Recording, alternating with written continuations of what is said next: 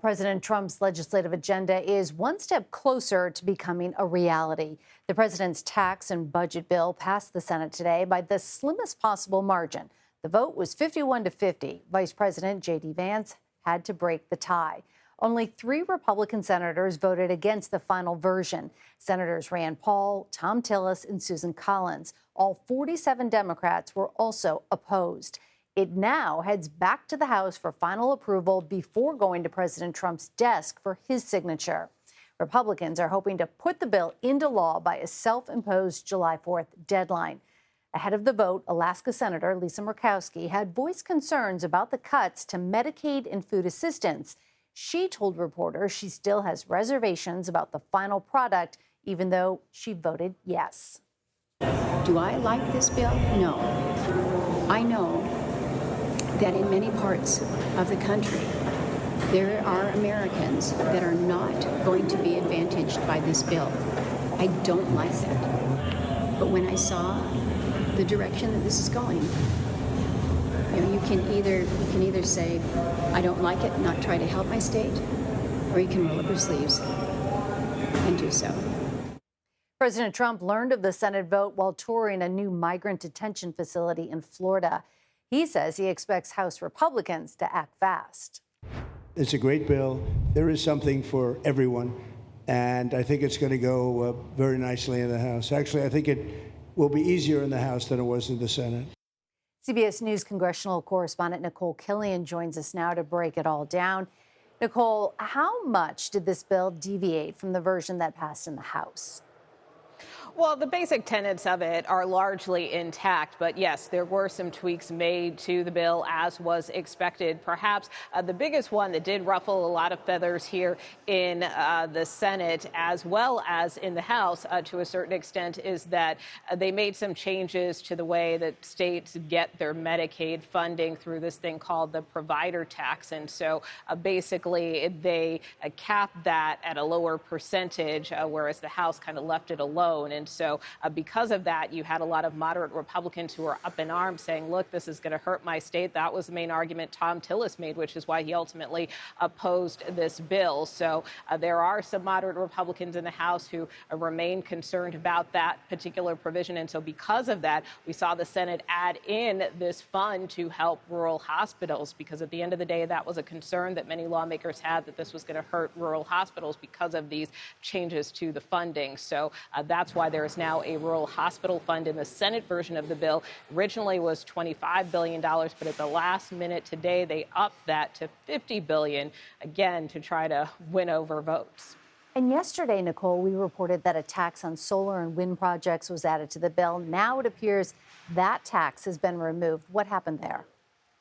Yeah, well, this was another issue of contention. You know, Medicaid was one. Some of these clean energy tax credits were another. And again, you know, the Senate version of this bill moved up kind of the phase-in date, if you will, to roll back some of these clean energy tax credits that started under the Biden administration. But some felt that it was just rubbing too much salt in the wound to have this type of excise tax. There was an amendment that was made to try to remove it. That didn't succeed. So ultimately, that's why it was stripped out of the final bill.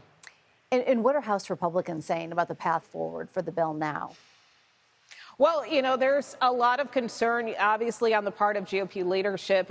Their goal is to try to get this to the president's desk by July 4th. And so they intend to try to meet that deadline as best they can. But when you ask me about some of the changes that were made, the other big change is that this bill in the Senate cost more. So that is giving some heartache, particularly to those more conservative members in the House, people like Chip Roy, Ralph Norman. So from that standpoint, they've indicated that they're not inclined to support this package. But Meg, I would also point out we're also dealing with some other factors now, which is Mother Nature. There are some pretty bad storms here in the D.C. area, and some members are having a hard time getting back here to Washington. So that could also be another complicating factor as the House tries to move forward with this vote. Never a dull moment. All right, Nikole Killion, thank you very much. As we mentioned, President Trump visited Florida today to tour a new migrant detention facility that the administration calls Alligator Alcatraz. The facility is built on an airport in the Florida Everglades. The state's governor, Ron DeSantis, says the first detainees could arrive as early as tomorrow. President Trump says the location is meant to act as a deterrent.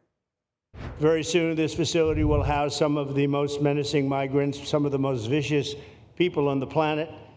We're surrounded by miles of treacherous swampland, and the only way out is really deportation. CBS News Chief White House correspondent Nancy Cordes joins us now. Nancy, great to see you. Before we get to the president's trip to Florida, how is the White House reacting to the president's budget bill making it out of the Senate? Oh, they're delighted. And the president actually got the news while he was on that trip to the detention facility today. He was participating in a roundtable. Someone next to him leaned in and let him know that the bill had passed the Senate, and he kind of exclaimed. He said, oh, he was thrilled. He said it's one of the best bills of all time.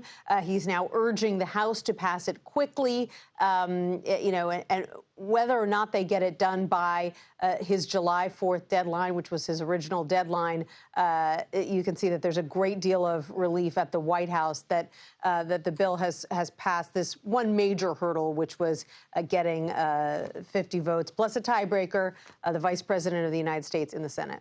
All right. Let's go back to the new migrant detention facility in Florida. What did the president make of that?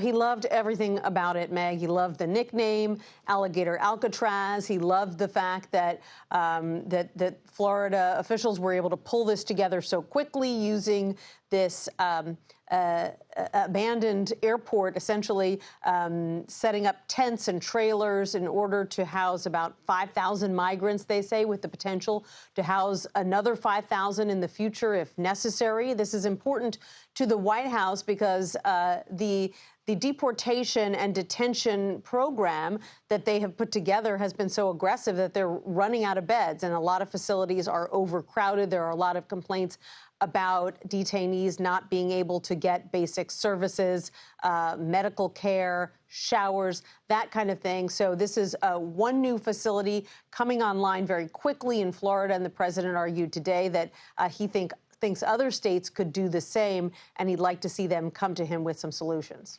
And Nancy, before leaving for Florida this morning, President Trump was asked about possibly deporting Elon Musk, who has been criticizing the budget bill.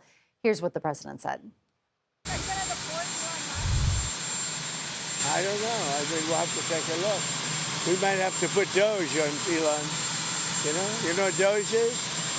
Doge is the monster that might have to go back and eat Elon. Wouldn't that be terrible? Nancy, what do you make of this latest chapter in their feud?